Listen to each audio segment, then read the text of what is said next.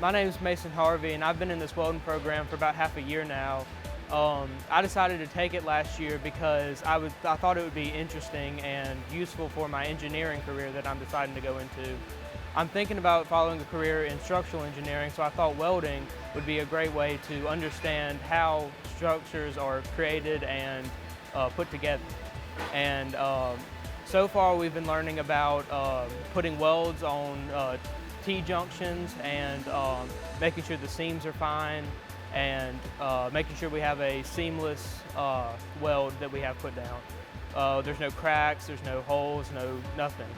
And we've been working on a couple different projects. Some people have made fire pits, we've been working on a grill, and we've been putting together a couple different things just to help with our experience and to further our education in welding.